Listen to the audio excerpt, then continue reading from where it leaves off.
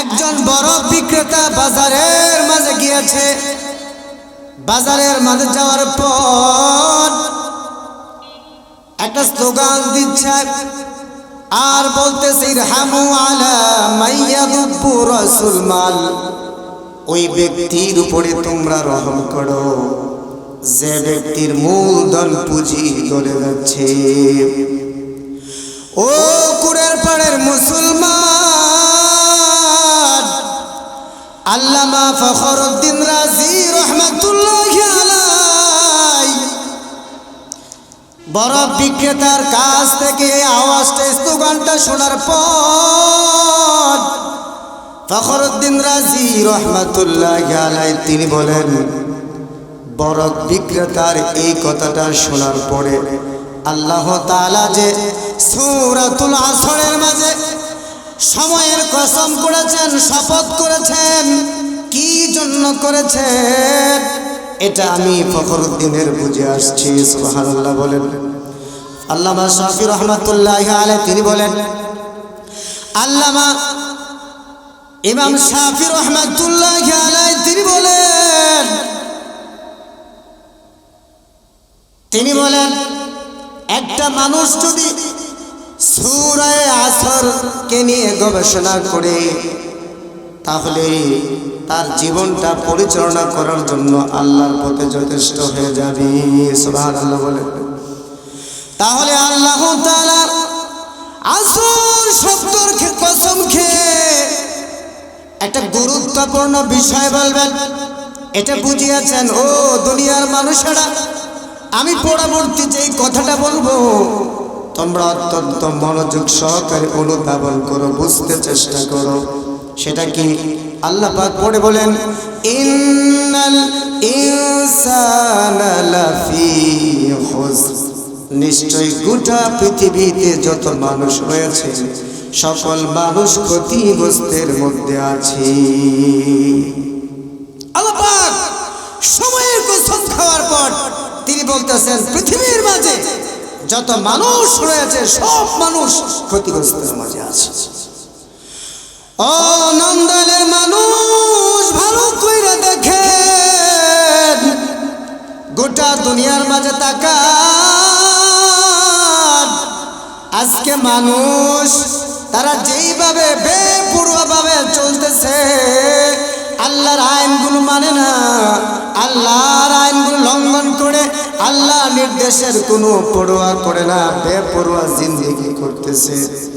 তাহলে তারা ক্ষতিগ্রস্তের মধ্যে আছে না নাই? আওয়াজ দিয়ে বলেন। আল্লাহ তাআলা কুরআনুল কারীমের মাঝে যেই সকল বিষয়গুলো হারাম করেছেন সেই হারামের মাঝে লিপ্ত, যেই সকল হালাল কাজগুলো করেছেন হালাল থেকে তারা দূরে সরে গেছে। এইভাবে সকল মানুষ ক্ষতিগ্রস্তের মধ্যে আছে।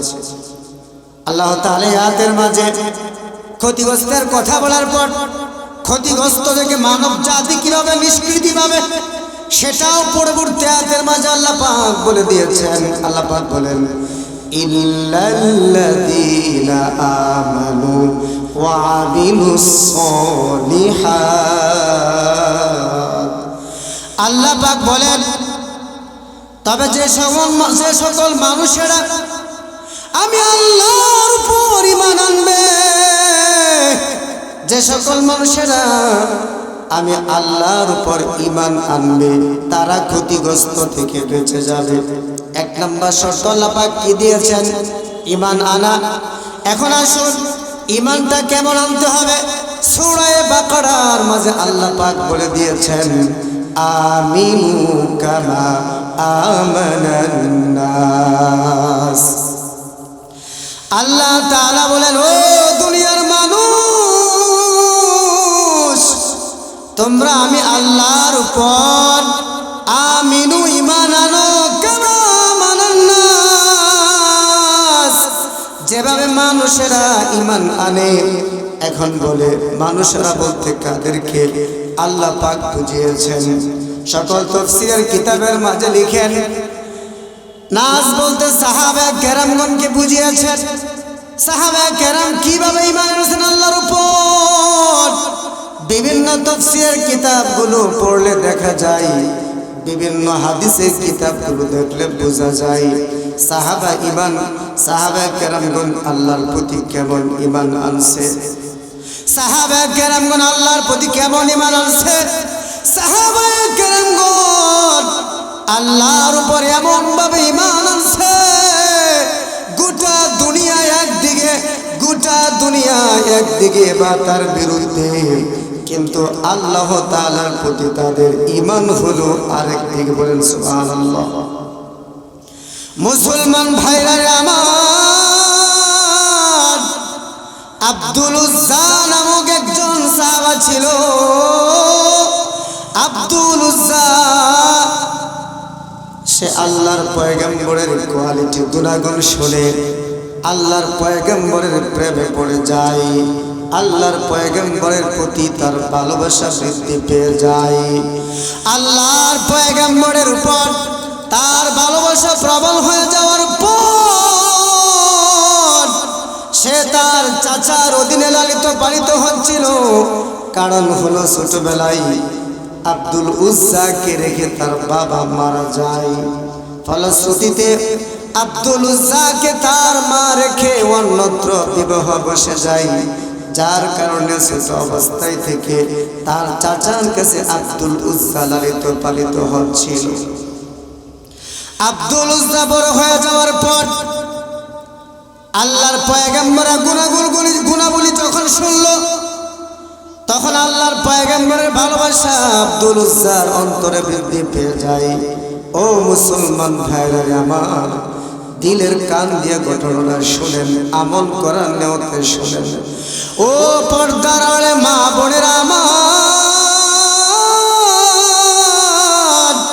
দিলের কান দিয়ে ঘটনাটা শুনেন। তাদেরও ঈমান আর আমাদেরও ঈমান, আমরাও ঈমান আনছি আর সাহাবা কেরামগণও ঈমান আনছে। ঘটনাটা শুনলে আপনারা অনুধাবন করতে পারবেন আমাদের ঈমান আর সাহাবাদের ঈমানের মধ্যে পার্থক্যটা কি। আব্দুল উজ্জা তার চাচার সাথে আল্লাহর পয়গম্বরের কথা বর্ণনা করে, আব্দুল উজ্জা চাচাকে আল্লাহর পয়গম্বরের গুণাবলী বলার পর তার চাচাও বলে, হা হা হা আব্দুল উজ্জা, তুমি যেমনটি আল্লাহর পয়গম্বরের কথা মুহাম্মদের কথা বলতেছো, আমিও তো শুনেছি মুহাম্মদ নাকি অত্যন্ত ভালো মানুষ এবং সে আল্লাহর পয়গম্বর। আব্দুল উজ্জা ডাক দে বলে, ও চাচা, আপনি কি মুহাম্মদের উপর ঈমান আনবেন? চাচা ডাক দে বলে, ও আব্দুল উজ্জা, এই কথা বলিও না, আমি কখনোই মুহাম্মদের উপর ঈমান আনবো না, মুহাম্মদকে নবী হিসাবে মানব না এবং মুহাম্মদের খোদাকে আল্লাহ বলে মানব না। নাউজুবিল্লাহ। ও নন্দিনের মুসলমান, আব্দুল উজ্জা তার চাচার কাছ থেকে এই কথা শোনার পর আব্দুল উজ্জা ডাক দিয়ে বলে, ও চাচা, দীর্ঘদিন যাবত আমার স্বপ্ন, দীর্ঘদিন যাবত আমার আশা, আমি মুহাম্মদের উপর ঈমান আনবো। চাচা ডাক দিয়ে বলে, ও ভাতিজা, তুমি যদি মুহাম্মদের উপর ঈমান আনো, মুহাম্মদের খোদার উপর ঈমান আনো, তাহলে আমি তোমাকে বাড়ি থেকে বের করে দেব। আব্দুল উজ্জা ডাক দিয়ে বলে, ও চাচা, আপনি যদি বাড়ি থেকে বের করেও দেন, তারপরেও আমি মুহাম্মদের উপর এবং মুহাম্মদের খোদার উপর ঈমান আনবো। আল্লাহু আকবার। ও মুসলমান ভাইরা আমার, আব্দুল উজ্জা ডাক দিয়ে বলে, চাচা, আপনি সাক্ষ্য থাকেন, আজকে থেকে আমি মুহাম্মদকে অন্তর থেকে নবী হিসাবে মেনে নিলাম এবং মুহাম্মদের খোদার উপর আমি এক খোদার উপর আমি ঈমান আনলাম। এই কথা বলার পর চাচা ডাক দিয়ে বললেন, ও আব্দুল উজ্জা, ভালো কইরা চিন্তা কইরা দেখো, তুমি কি মুহাম্মদের উপর ঈমান আনবা, মুহাম্মদের খোদার উপর ঈমান আনবা, নাকি তুমি আমার বাড়িতে থাকবা? আব্দুল উজ্জাদের তহিন কণ্ঠে জানিয়ে দেয় মোহাম্মদকে নবী হিসাবে মানতে আর মোহাম্মদের খোদাকে আল্লাহ হিসাবে মানতে আমার যদি আপনার বাড়ি ছাড়তেও হয় তাহলেও আমি রাজি আছি। সুবহানাল্লাহ। আব্দুল উজ্জাকে ঘাট প্রহার করা শুরু করে দেয় আর বলতে থাকে ততক্ষণ পর্যন্ত আমি তোমাকে মারব যতক্ষণ পর্যন্ত না তুমি জানাবে মোহাম্মদকে নবী হিসাবে মানব না। এই কথা যতক্ষণ পর্যন্ত না বলবা ততক্ষণ পর্যন্ত আমি তোমাকে মারতে থাকবো। আব্দুল উজ্জার চাচা আব্দুল উজ্জাকে মারতে মারতে ক্লান্ত হয়ে যায়, কিন্তু আব্দুল উজ্জার কণ্ঠ থেকে মুখ থেকে এই কথা বের করতে পারে নাই যে আমি আল্লাহর পয়গম্বরকে বাদ দিয়ে আমি আপনার বাড়িতে থাকবো। সুবহানাল্লাহ বলেন। আব্দুল উজ্জাকে মারতে মারতে ক্লান্ত হয়ে যায় চাচা।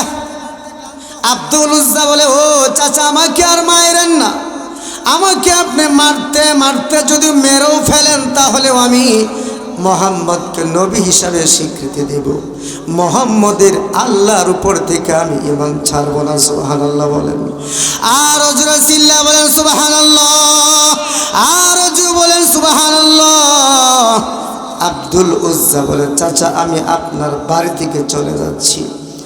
ও নান্দালের মুসলমান ভাইরা রে আমার, আব্দুল উজ্জা বাড়ি থেকে চলে যায়। চাচা জিজ্ঞেস করে, ও ভাতিজা কোথায় যাইবা? আব্দুল উজ্জা বলে, আমি মুহাম্মদুর রাসূলুল্লাহর কাছে চলে যাব। দাঁড়াও ভাতিজা, তুমি একটু দাঁড়াও। আচ্ছা তোমার পরনে যে এই যে লুঙ্গি আর জামাটা আছে এটা কার দেওয়া? ভালো করে খেয়াল করে শুনেন। আব্দুল উজ্জা বলে, ও চাচা এটা তো আপনি আমাকে কিনে দিয়েছেন, এটা খুলে রেখে যাও।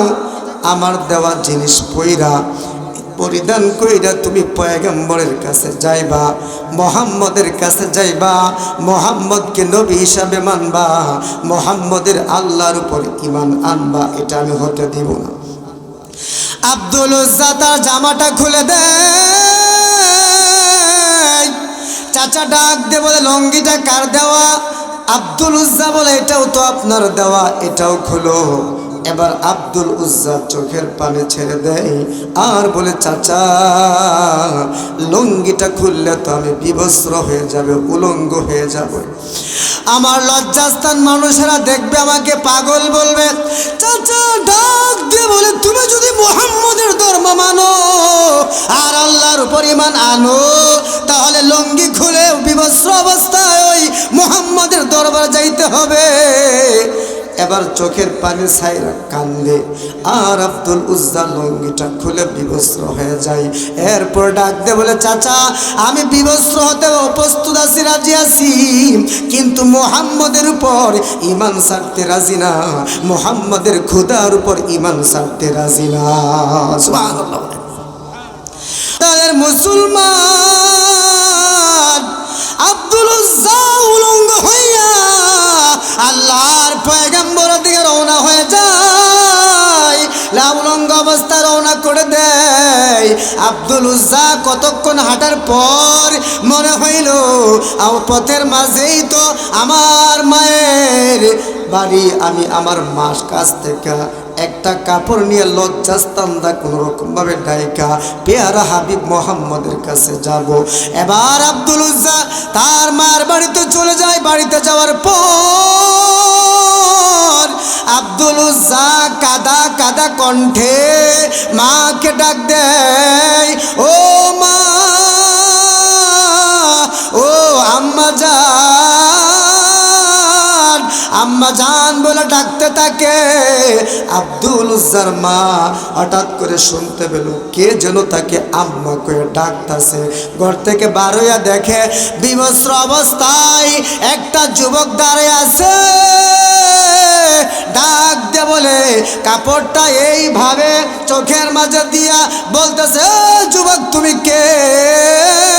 এবার আব্দুল উজ্জা কাদা কাদা কণ্ঠে ডাক দে বলে, বলে, আম্মা জান আপনি কি আমাকে চিনেন নাই? আমি হলাম আপনার রেখে আসা ওই স্বামীর ঘরে আপনার সন্তান আব্দুল উজ্জা। এই অবস্থা কেন তোমার বাবা? আমার চাচা আমি মুহাম্মদের ধর্ম গ্রহণ করার কারণে বাড়ি থেকে বের করে দিয়েছে আম্মা জান। শুধু তাই না, আমার পরনে যে কাপড়গুলো ছিল সেগুলো খুইলা রাইখা দিয়েছি। ও আম্মা জান, আপনার ঘরে কি কোনো কাপড় আছে?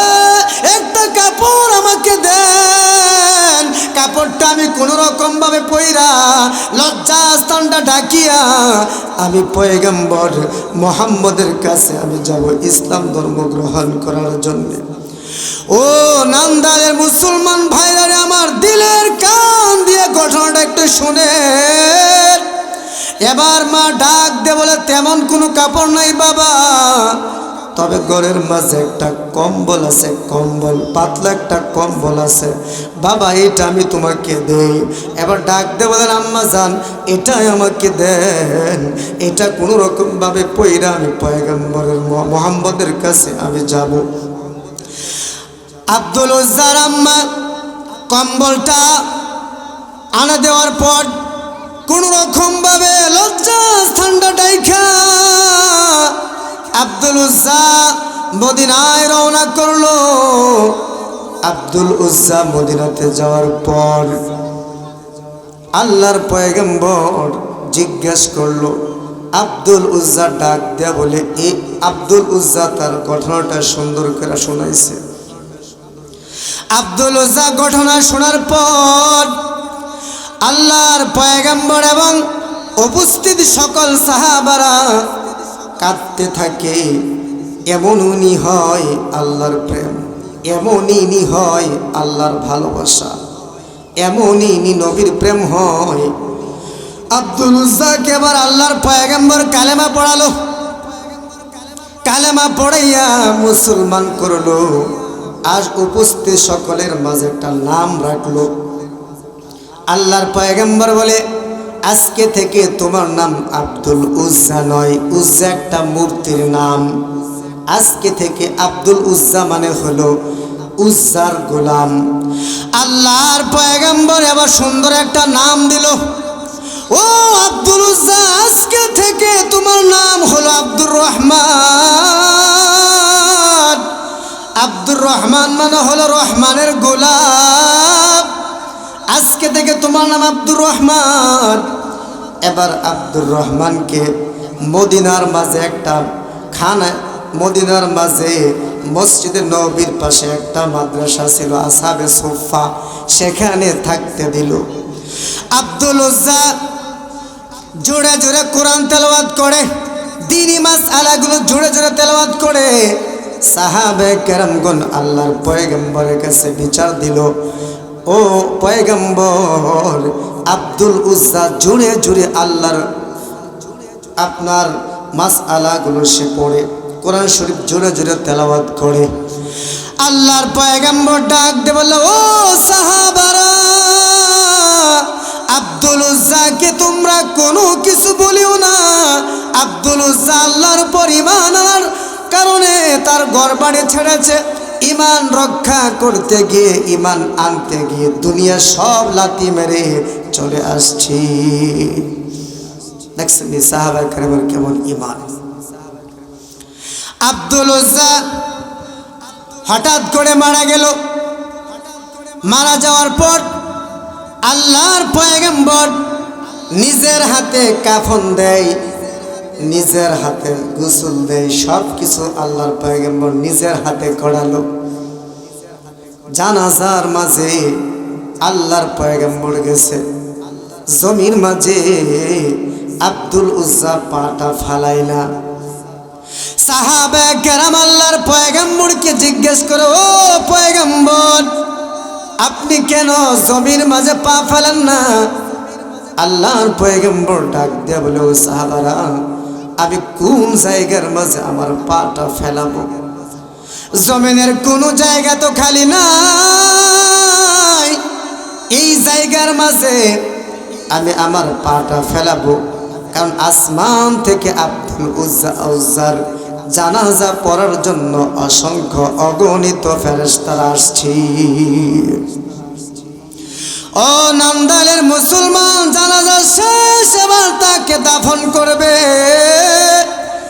আল্লাহর পয়গম্বর দাফন করানোর পর এবার আল্লাহর পয়গম্বর বলতেছে, ওগো আল্লাহ, আমি আব্দুর রহমানের উপরে আমি খুশি হয়ে গেলাম, আপনিও আল্লাহর, ওগো আল্লাহ, আপনিও আব্দুর রহমানের উপর খুশি হয়ে যায়।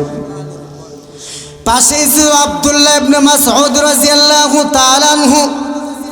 আব্দুল্লাহ ইবনে মাসউদ রাদিয়াল্লাহু তাআলা আনহু চিৎকার দিয়ে বলে, আহারে, আজকে যদি এই জায়গার মাঝে আব্দুর রহমান না হইয়া আমি আব্দুল্লাহ ইবনে মাসউদ হইতাম, তাহলে আমার ভাগ্যটা কতই না ভালো হইতো।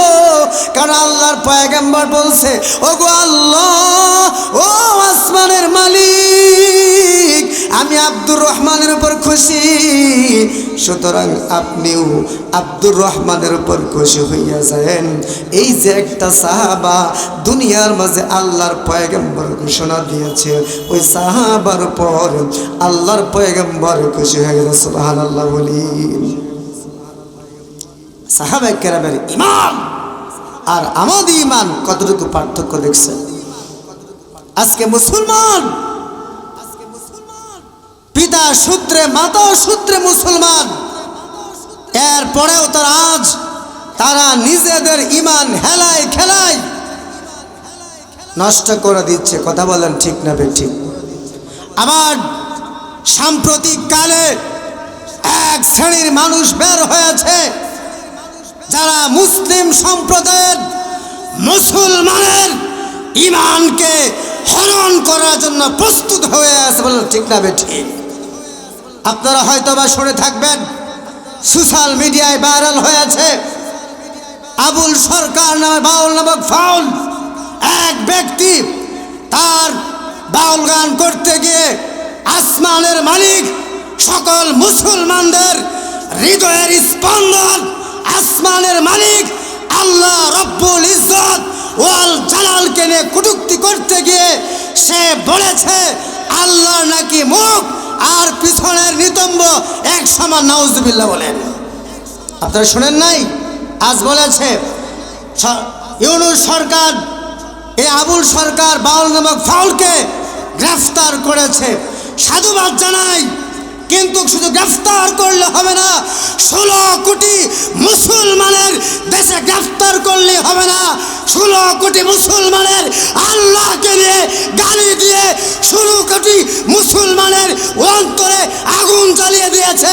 গ্রেফতার করলে হবে না, বরং তাকে প্রকাশ্যে ফাঁসির কাস্টে ঝুলিয়ে মৃত্যুদণ্ড কার্যকর করতে হবে। কথা বলেন ঠিক না বেটে? করতে হবে।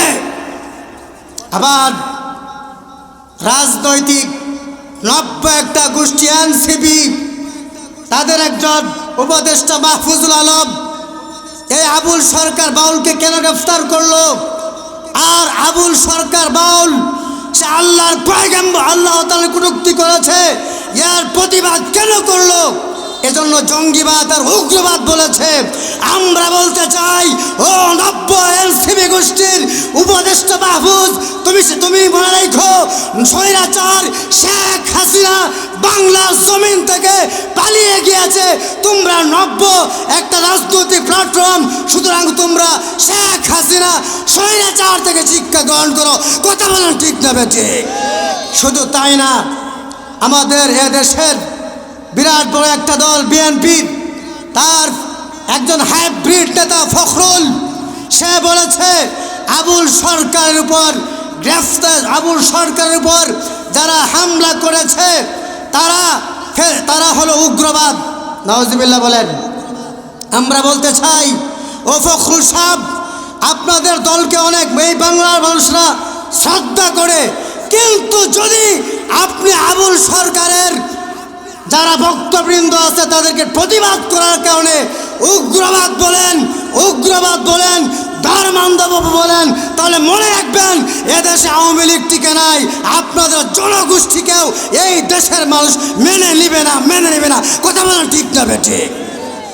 কারণ হলো আল্লাহকে গালি দেওয়া মুসলমানের ইমানের উপর আঘাত আসে কিনা জোরে বলেন, আওয়াজ দিয়ে বলেন। চুপ থাকবেন না, চুপ থাকলে আমাদের ইমান দুর্বল হয়ে যাবে, ইমানে খলল চলে আসবে। আল্লাহকে যদি কোনো মানুষ কটূক্তি করে, ব্যঙ্গ করে, সে মুসলিম না কাফের? জোরে বলেন, কাফের না মুসলিম? আজকে আমরা মুসলমানেরা হেলায় খেলায় আমাদের সব থেকে মূল্যবান জিনিস ঈমান, সেটাকে আজকে আমরা নষ্ট করে ফেলছি। ঈমান ছাড়া জান্নাতে যাওয়া যাবে? কথা বলেন, ঈমান ছাড়া জান্নাতে যাওয়া যাবে? ঈমান ছাড়া জান্নাতে যাওয়া যাবে না।